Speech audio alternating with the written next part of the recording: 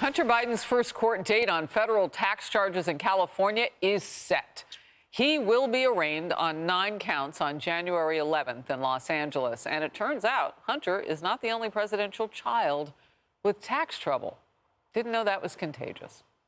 Newly obtained tax lien documents by Fox News show Ashley Biden, Hunter's sister, owes just over $5,000 in income taxes dating back to 2015. The New York Post editorial board is calling out the Biden family for appearing to believe that they are above the law. Here's a quote.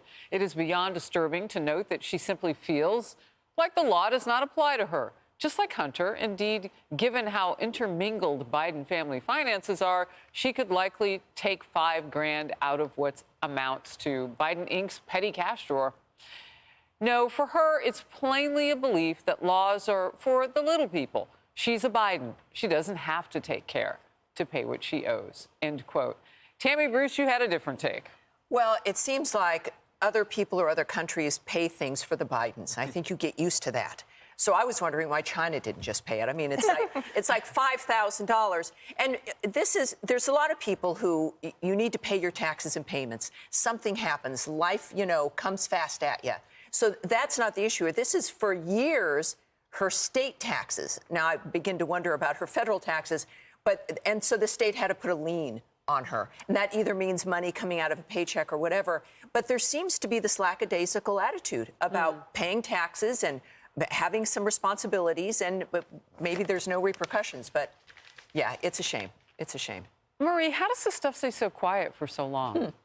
Well, first, people should pay their taxes. I want to go on record as saying everyone should pay their taxes. I would love to see all of his kids' taxes. I'd love to see Donald Trump's taxes and Ivanka's and Jared's. The whataboutism is really going to give me a Christmas cry. I didn't do whataboutism. It was a straight-up question. And I said how does this go on taxes for so long that they put a lien against her? Come on. She's a Biden. Tax problems happen. And it stays under the radar. All the time. The IRS is not known for efficiency. All I'm saying is we should see everyone's taxes, and you should agree with that. Do you think 87,000 extra agents will help the IRS with its efficiency? We should see everyone's taxes. I will say one other thing, though. There have been a lot of Democrats who've been criticizing Hunter for going out and defending himself on Capitol Hill. You mean Jen Psaki? Including my former colleague, Jen Psaki. I actually had a different take on it that I just want to say quickly, because I haven't said this on air before.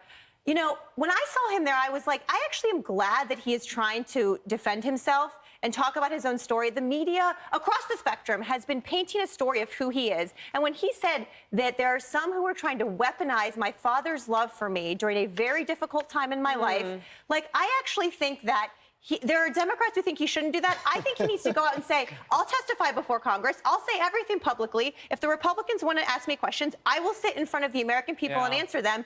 I actually thought it was good for him to finally defend himself, because he's letting everyone else tell his story. Yeah, I mean, that's your take.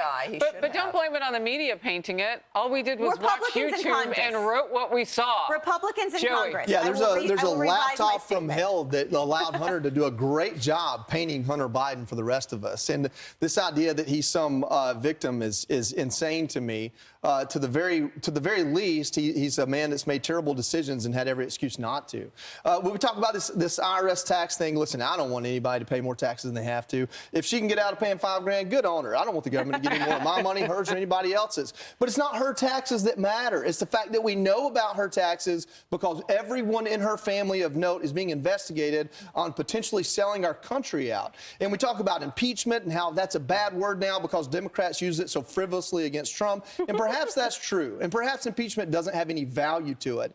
But what Republicans in Congress have to do a better job doing is explaining that the Justice Department has failed in its mission and its charter, and the only thing left is an impeachment inquiry as an investigative tool to get a little bit of answers on this. And we as American people, not just Republicans, Democrats, Independents, we want to know if the current president in the White House has done things to sell our country out.